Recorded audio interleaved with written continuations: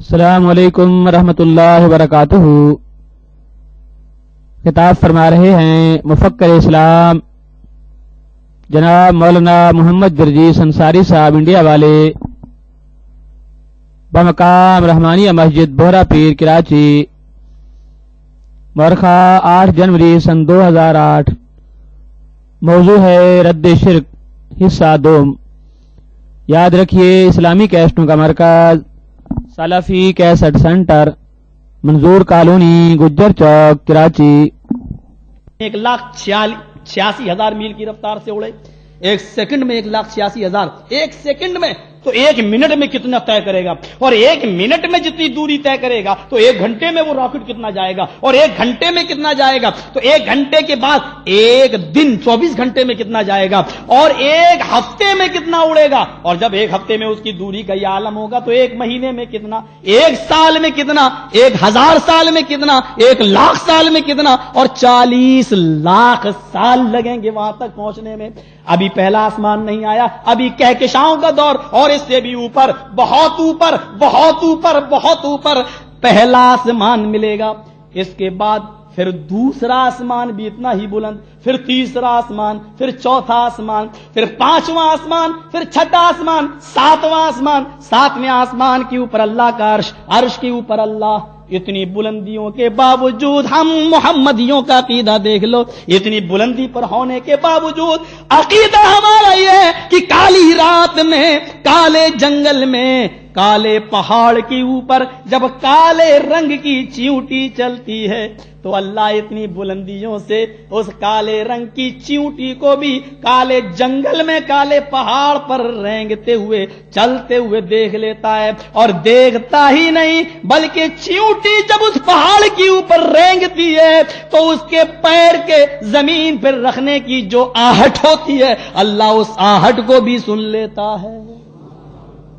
پھر وہ ہماری دعاؤں کو کیوں نہ سنے، ہماری دعاؤں کو کیوں نہ سنے؟ وہ لوگوں کوئی پکارنے والا تو ہو، رب سے کوئی مانگنے والا تو ہو، اپنی آرزو اور تمنائیں رب تک پہنچانے والا تو ہو۔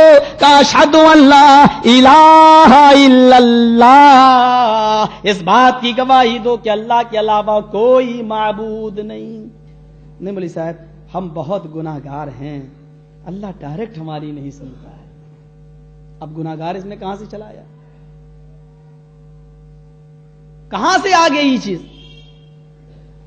قرآن تو کہتا ہے قُلْ يَا عِبَادِيَ الَّذِينَ اسْرَفُوا عَلَىٰ أَنفُسِهِمْ لَا تَقْنَطُوا مِن رَحْمَتِ اللَّهِ، میری رحمت سے نا امید نہ ہو جاؤ اگر زمین و آسمان بھر کر بھی گناہ کر لیے ہو، لیکن سچے دل سے معافی مانگو۔ اچھا ایک بات بتاؤ، وہ کون تھی؟ بخاری شریف کے اندر ایک واقعہ آیا ہے کہ ایک شخص کو اپنی چچا زاد بہن سے عشق تھا اور وہ اپنی چچا کی زندگی میں نہ مل سکا۔ چچا کا انتقال ہو گیا، لڑکی پر بھوک مری اور فاقہ کا دور آ گیا، لڑکی آئی اور اس نے اس سے وعدہ بھی کر لیا کہ میں آج کی رات تمہارے پاس گزاروں گا۔ جب وہ اس کے قریب ہوئی تو لڑکی نے کہا اتق اللہ، اللہ سے ڈر جا۔ ایک وہ واقعہ بھی آیا جس کو علامہ ناصر الدین البانی نے ضعیف قرار تو دیا ہے، لیکن یہ بیان کر دیا ہے کہ بطور نصیحت کے فضائل کے اندر اس کو لے جا سکتے ہیں۔ اگر اس سے کوئی مسئلہ تو ہمیں نکالنا نہیں، مجھے اتنا بتانا ہے وہ کفل والا واقعہ۔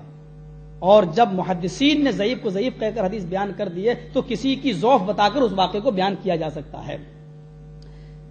اس کے نامہ اعمال میں کوئی نیکی نہیں تھی سوائے گناہوں کی، کوئی کام ہی نہیں کیا تھا نیک، اور کوئی گناہ ایسا نہیں تھا جو اس نے نہ کیا، اور کوئی نیکی ایسی نہیں تھی جو اس نے کی ہو۔ ایک بار اس کے پاس تھراتی ہوئی ایک عورت آئی، میرے بچے بھوکے تڑپ رہے ہیں، مجھے کچھ دے دے۔ اس نے کہا میں 60 درہم دے دوں گا، شرط یہ ہے کہ آج کی رات تجھے میرے پاس گزارنا پڑے گی۔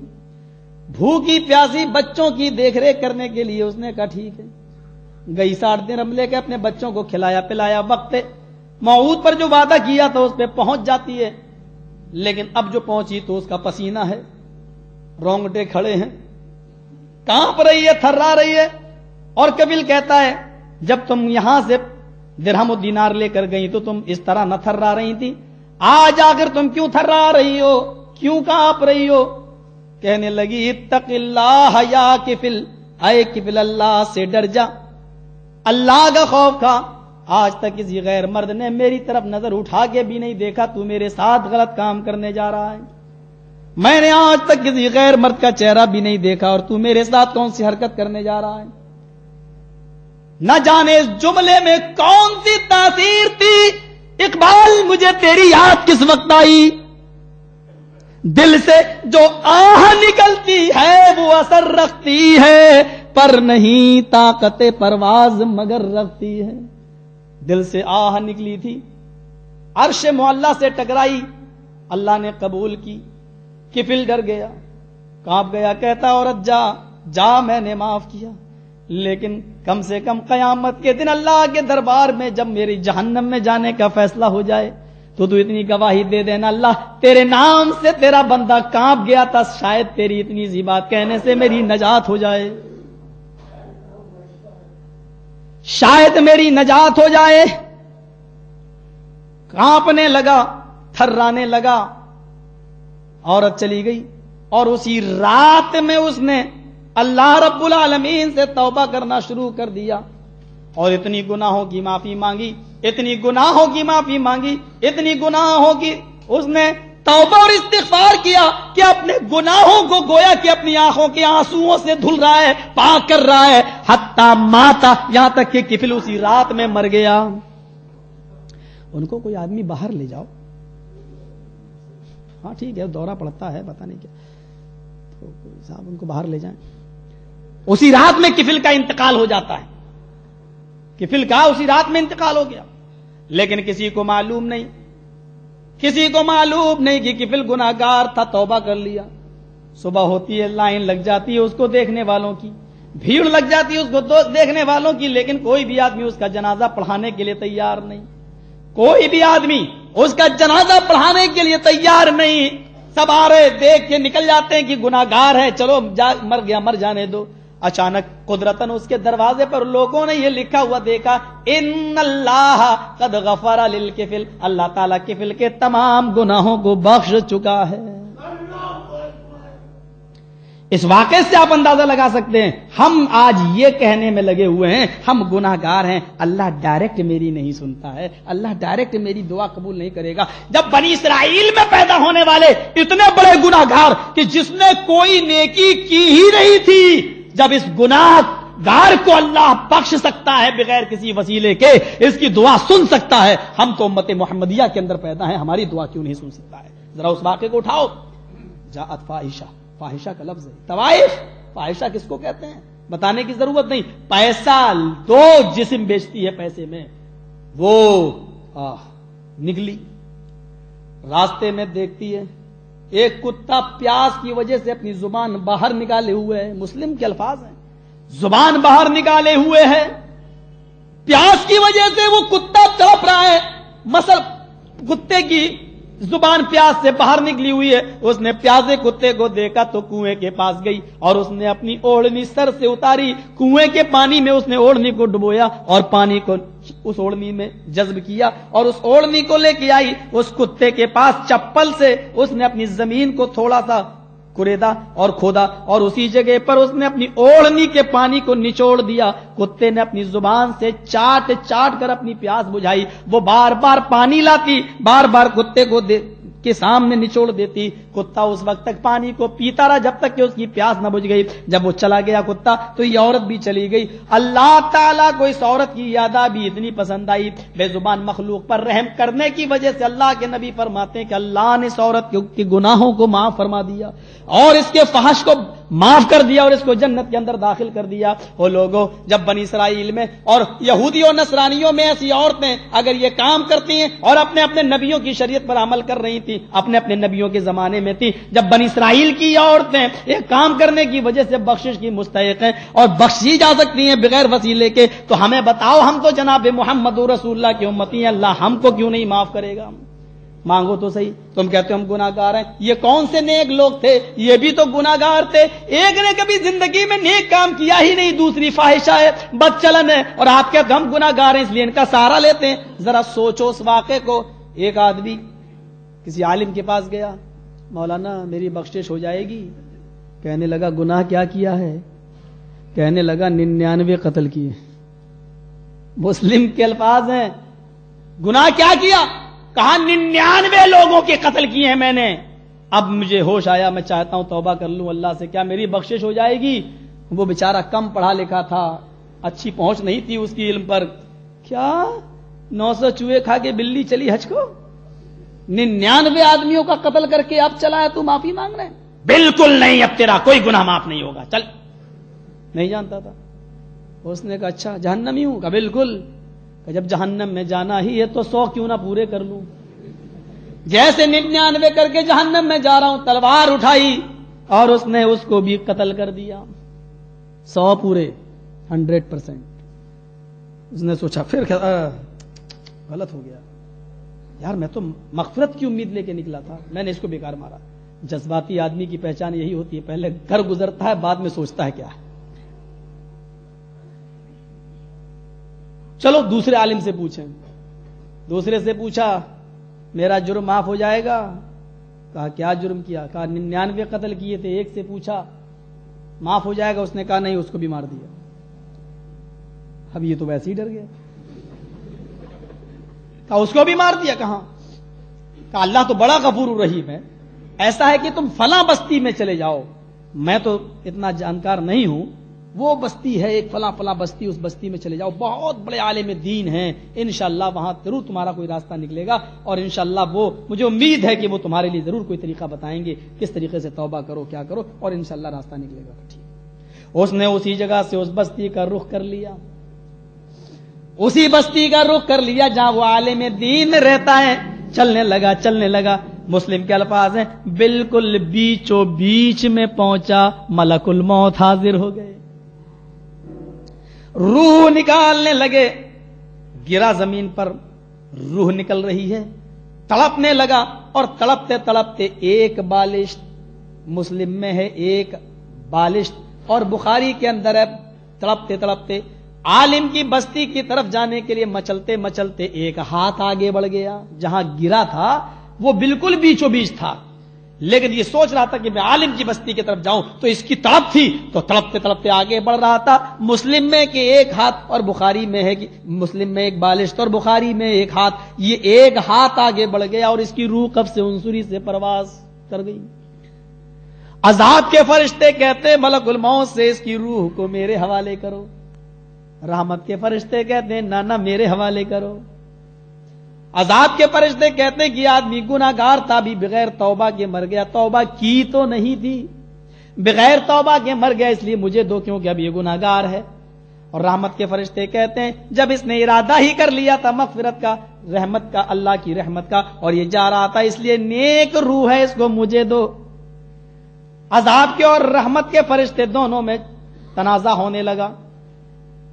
اللہ تعالی کی طرف سے یہ فیصلہ ہوتا ہے زمین کو ناپ لو, اگر یہ آدمی اپنی بستی کے قریب ہے تو عذاب کے فرشتوں کے حوالے کر دو, اور یہ آدمی اگر اس عالم کی بستی کے قریب پہنچ گیا ہے تو یہ رحمت کے فرشتوں کے حوالے کر دو اس کی روح.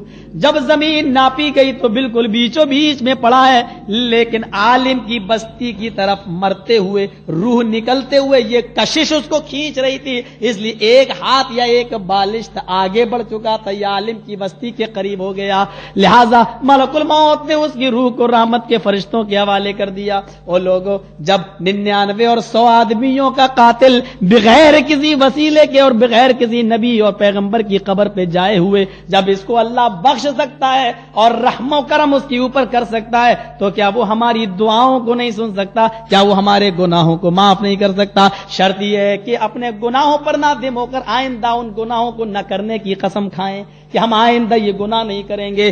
یہ ہونا چاہیے. قرآن چیخ چیخ کر اعلان کر رہا ہے ان الذین تدعون من دون اللہ لن يخلقوا ذبابا ولو اجتمعوا له وان يسلبهم الذباب شيئا لا يستنقذوه منه. اے لوگوں, تم اللہ کو چھوڑ کر جن کو پکار رہے ہو, جن سے مدد طلب کر رہے ہو, لن يخلقوا ذبابا, وہ سب مل کر ایک مکھی بھی پیدا کرنے کی طاقت نہیں رکھتے.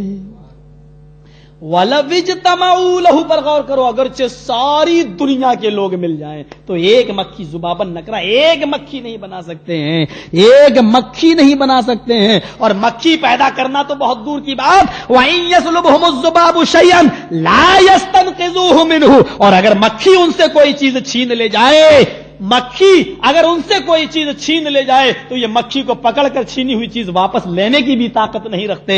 ضعف الطالب والمطلوب، پکارنے والا بھی کمزور ہو، جس کو پکار رہا ہے وہ بھی کمزور.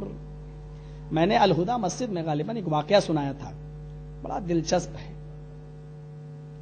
وہ دل میں آتا ہے کہ سنا دوں. کہ اللہ رب العالمین جب بخشش پہ آتا ہے تو کس طریقے سے وہ بخشش کرتا ہے اور کس طریقے سے وہ رحم و کرم اپنے بندوں پر کرتا ہے. وقت زیادہ ہو جائے گا، چلیے اسی کو یہاں رہنے. ان الذین تدعون من دون اللہ لن یخلقوا ذبابا ولو اجتمعوا له وان یسلبهم الذباب شیئا لا یستنقذوه منه پر قرآن کہتا ہے انک لا تسمع الموتى، تم مردوں کو اپنی آواز نہیں سنا سکتے ہو. اے رسول، انک کاف کہاں آتا ہے؟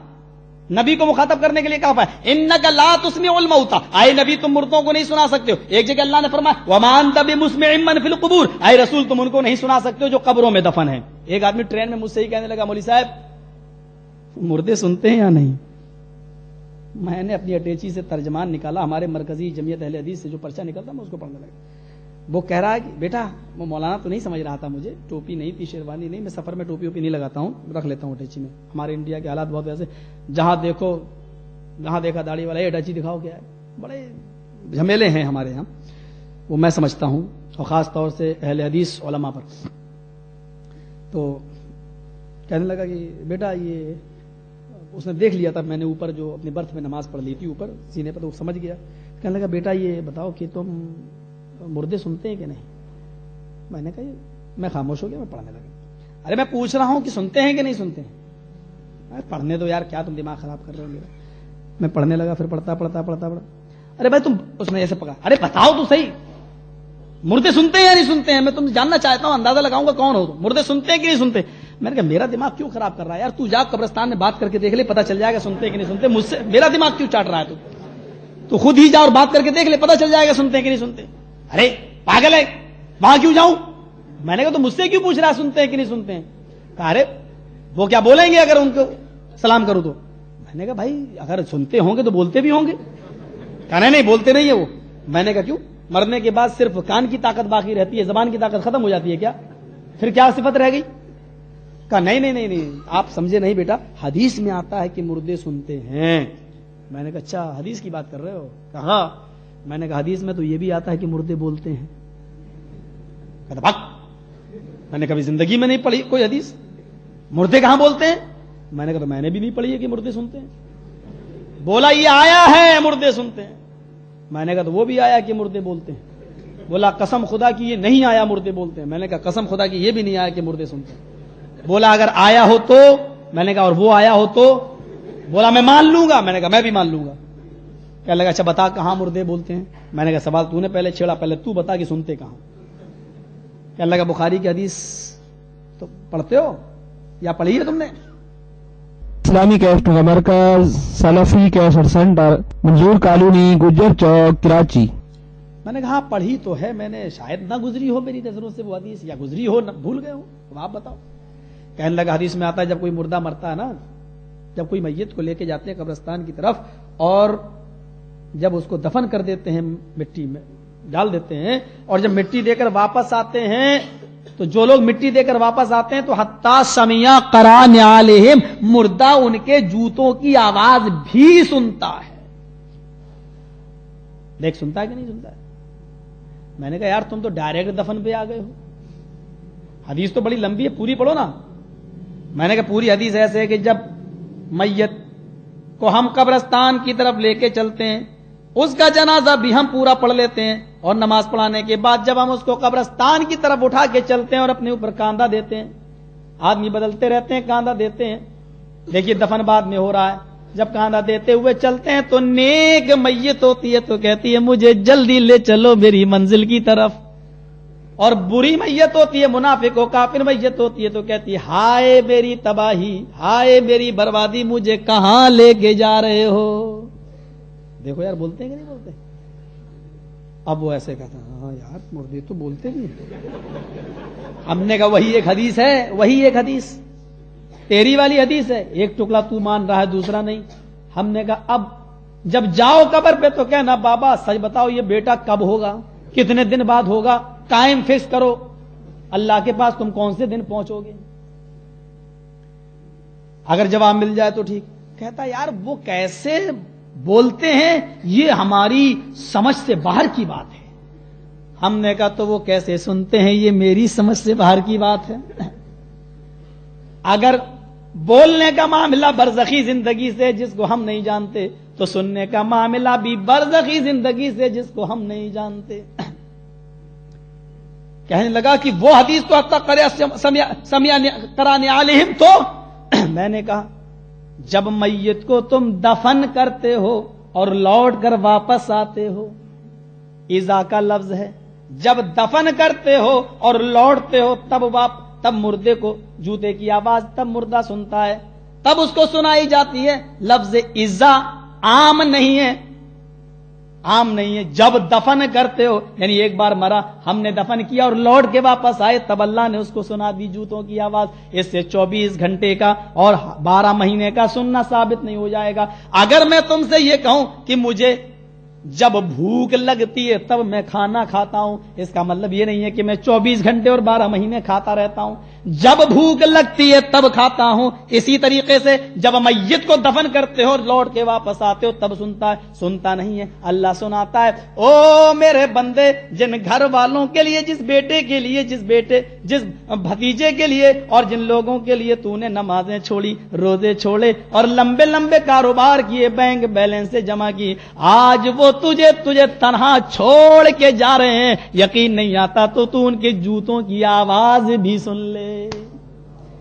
یہ عبرت کے لیے اللہ ان کو سناتا ہے، عبرت کے لیے. سن لے جن کے لیے تو سب کچھ کرتا تھا، تو اب سن لے یہ تجھے کس حال میں چھوڑ کے جا رہے ہیں. میرے بھائیوں، یہ برزخی زندگی کا معاملہ ہے جس کو ہم نہیں جانتے، جس کو ہم نہیں سمجھ سکتے.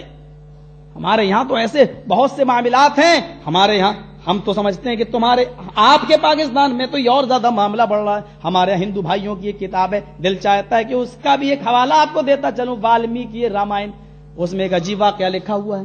آپ تعجب نہیں، مہابھارت میں ایک عجیب قسم کا واقعہ لکھا ہوا ہے کہ ایک مسلمان اور ایک عیسائی اور ایک ہندو تینوں کشتی میں بیٹھ کر سمندر کا سفر کر رہے تھے اور بیچوں بیچ سمندر میں پہنچے کہ سمندر میں طوفان آ گیا. سمندر میں وہ کشتی ڈوبنے لگی تو مسلمان چلایا او میرے اللہ مجھے بچا لے. دیکھیے گیت مہابھارت میں یہ واقعہ مسلمان کے نام سے ایسی لکھا ہوا ہے، آئے اللہ تو مجھے بچا لے. اس کے اللہ نے اس کو بچا لیا. عیسائی چلایا او مائی گاڈ پلیز ہیلپ می، اللہ تو مجھے بچا لے. اللہ نے اس کو بھی بچا لیا.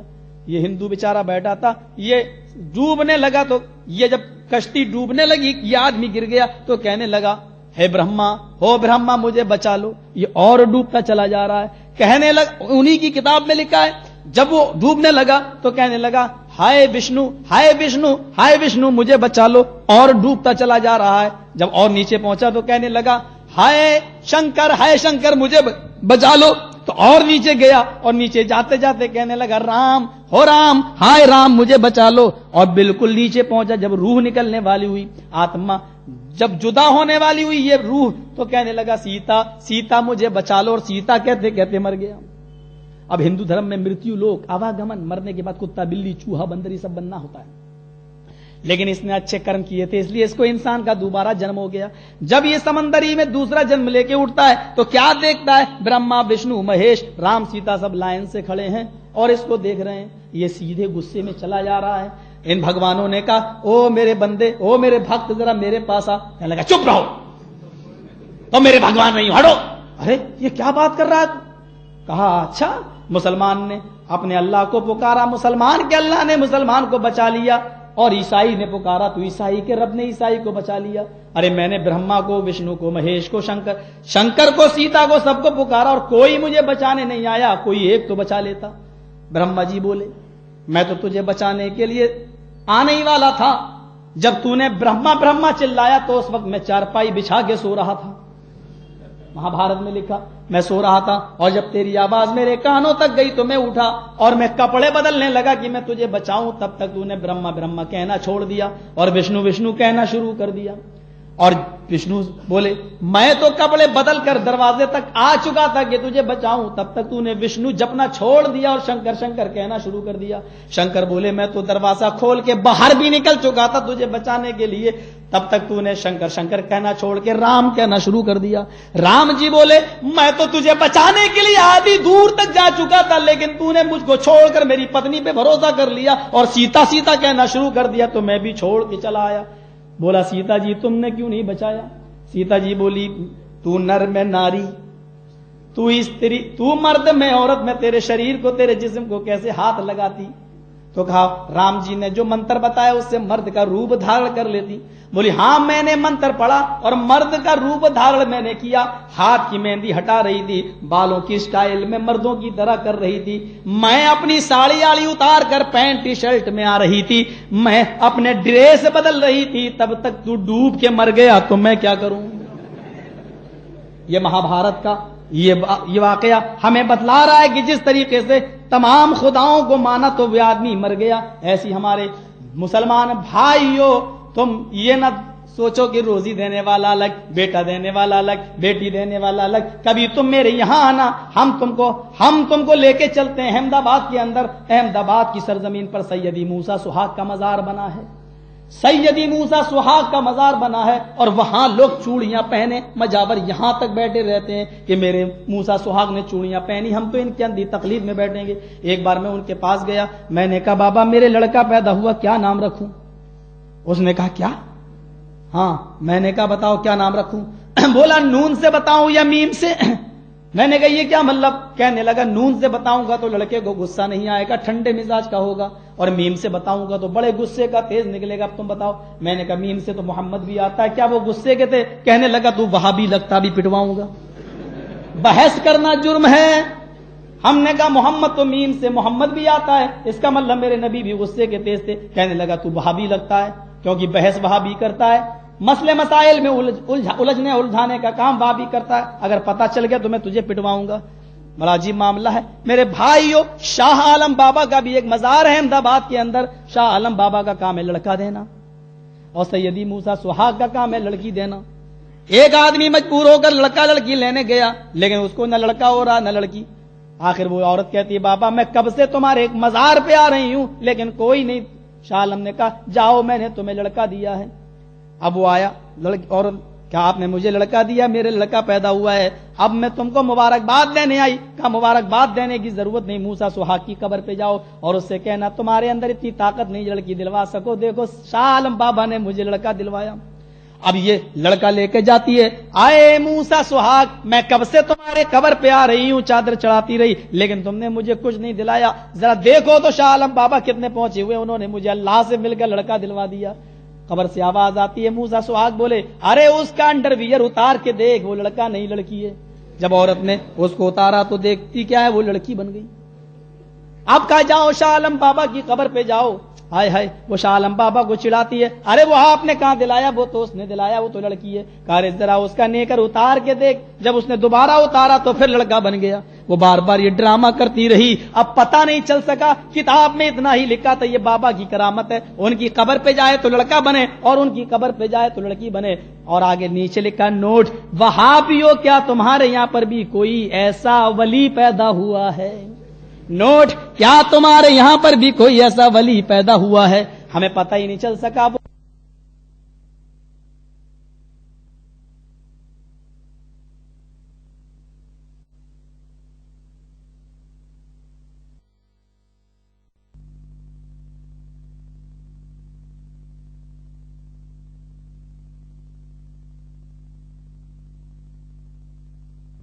पहुंच नहीं पाया। अल्लाह बेहतर जाने की क्या मामला होगा, अब अल्लाह ही बेहतर जाने। यहां से आप अंदाजा लगा सकते हैं कि कौन कौन सी खुराफातें भर दी गई हैं और कैसी कैसी खुराफातें भर दी गई हैं। एक बाबा साहब एक दिन में 2000 रकातें पढ़ते हैं। अब पता नहीं मेरे भाइयों, ये हिंदुस्तान और पाकिस्तान के बंटवारे से पहले की बात है, और वो बाबा बरेली शरीफ के अंदर, थोड़ी देर मुझे कहने का हक है शरीफ, मुझे कह लेने दो, क्योंकि अभी बरेली शरीफ की जेल से भी भुगत के आ रहा हूं। اس لیے مجھے کہہ لینے کا حق ہے اور کہہ لینے دو مجھے شریف، اس لیے کہ میں جانتا ہوں کہ سب سے زیادہ کھڑے ہو کر پیشاب کرنے والے کہاں ہیں. مجھے معلوم ہے وہاں میرے بھائیوں پیدا ہوئے، ایک دن میں 2000 رکعتیں پڑھا کرتے تھے. نیچے لکھا نوٹ، آئے وہابیو کیا تمہارے یہاں پر بھی کوئی ایسا ولی اللہ پیدا ہوا ہے؟ میرے بھائیوں میں نے جب اندازہ لگایا اور ایک بار میں نے پریکٹیکل کر کے دیکھا کہ دیکھیں ہم 4 رکعت کتنی دیر میں پڑھتے ہیں. جب میں نے بہت جلدی پڑھی، بہت جلدی کی، تو مجھے 4 رکعت نفل نماز پڑھنے میں ہم کو 6 منٹ لگے.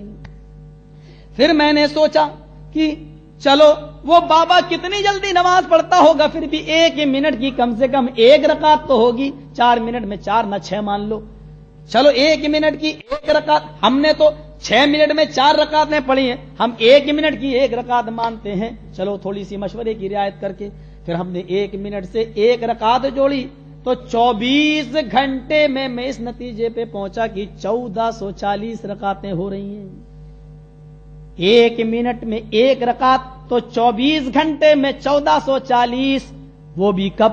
جب بابا کھانا نہ کھاتے ہوں، لیٹرین میں نہ جاتے ہوں تب. اور وہ بھی بابا جب سوتے نہ ہو 1 گھنٹہ. اگر 1 گھنٹہ سونے گئے تو 60 رکعتیں کم کر لو. اگر کھانے میں 5 منٹ لگے تو 5 رکعتیں کم کر لو. اگر نہانے دھونے میں 15 منٹ لگے تو 15 رکعتیں کم کر لو. میں نے کہا اللہ ہی بہتر جانے یہ بابا نمازیں پڑھتا تھا یا بابا رام دیو کی ایکسرسائز کرتا تھا، یا اللہ ہی بہتر جانے راجدھانی ایکسپریس چل رہی تھی. یہ نمازیں تھیں یا چوچو کا مربع؟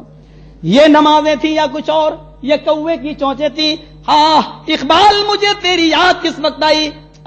وہ ایک سجدہ جس سے روح زمین کانپ جاتی تھی، اسی کو ترستے ہیں آج منبر و محراب. میرے بھائیوں ہمیں ان سجدوں کی ضرورت نہیں ہے جو ہرگز و ناگز کے سامنے جھک جائے. یہ وہ سجدہ ہونا چاہیے جو جناب محمد رسول اللہ کا ہوا تھا جنگ بدر کے موقع پر. حضرت ابو بکر کہتے ہیں میں نے پیچھے سے ہاتھ مارا، نبی اکرم کو سجدے میں دیکھا، جب سجدے سے سر اٹھایا تو اتنے آنسو نبی اکرم کی زندگی میں اتنے آنسو گرے تھے کہ میں نے اپنی پوری زندگی میں اتنا روتے ہوئے میں نے کبھی نہیں دیکھا جتنا میں نے بدر کے میدان میں دیکھا، جتنا میں نے دیکھا. اور اللہ کے نبی سجدے میں گر کر بھی پکار رہے ہیں تو رب کو اللہم لا تہلک ہذہ العذاب ان تہلک ہذہ العذاب لن تعبد بعد.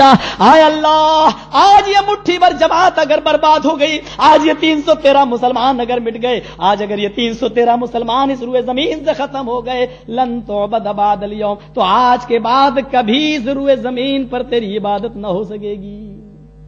آپ کہہ سکتے ہو؟ آپ کہہ سکتے ہو؟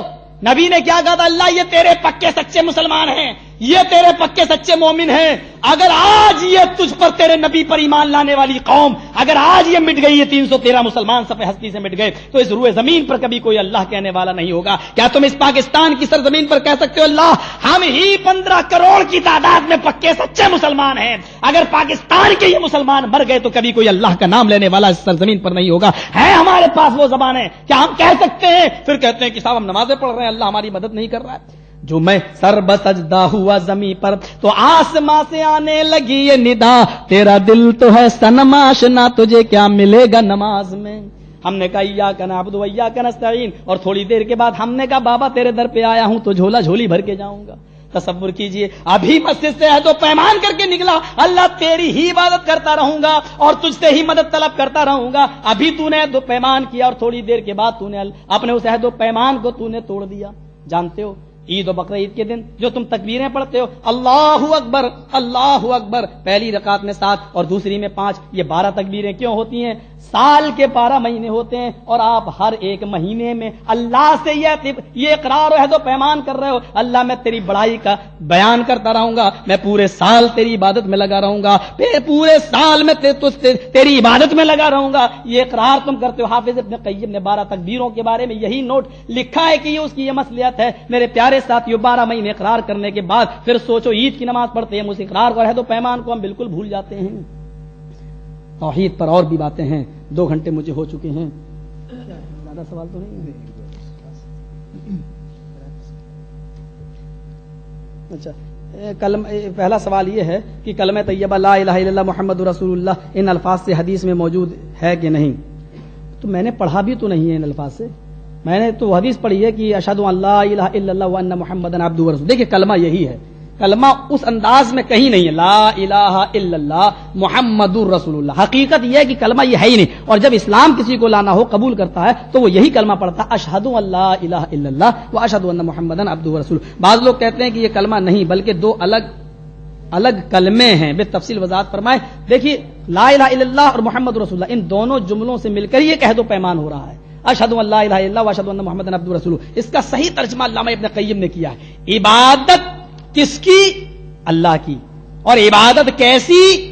اشہد ان محمد عبدہ ورسولہ, جیسے محمد رسول اللہ نے کی ہے. یعنی قرآن کو لا الہ الا اللہ کا مطلب قرآن پہ عمل کرو, اور محمد رسول اللہ کا مطلب یہ قرآن کو محمد رسول اللہ کے اصول سے سمجھو. قرآن بغیر حدیث کے نہیں سمجھا جا سکتا ہے. اور میں بہت بڑی بات کہہ دوں تو کوئی آدمی برا نہ مانے, میں یہ کہہ دوں قرآن و حدیث دونوں جڑواں بھائی ہیں. قرآن کو بغیر حدیث سے نہیں سمجھا جا سکتا ہے, اس لیے قرآن کو سمجھنے کے لیے حدیث بہت ضروری ہے.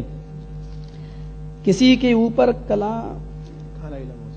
کالا علم ہو جائے. کالا علم کیا ہوتا ہے؟ ہمارے اس کو شفلی عمل بولتے ہیں. کالا علم ہو جائے تو اس کو کیا کرنا چاہیے؟ دیکھیے اللہ کے نبی صلی اللہ علیہ وسلم نے فرمایا ہے کہ جب کسی کے اوپر جادو کا, کالا علم یعنی شفلی عمل کا کوئی اثر ہو تو اس کو یہی پڑھنا چاہیے سورہ فاتحہ, سورہ بقرہ کا پہلا رکوع اور آخری رکوع, اور آیت الکرسی اور چاروں قل, یہی ساری چیزیں پڑھ کے اس کے اوپر دم کرنا چاہیے. اس سے بہترین اور کوئی علاج نہیں ہے, اس کا کوئی علاج نہیں. اب ہم اگربتی جلاتے ہیں, لوبان جلاتے ہیں, وہ ساری چیزیں پھر شرک کے اندر آ جاتی ہیں. السلام علیکم. بریلویوں کے جیل میں کب اور کس وجہ سے گئے؟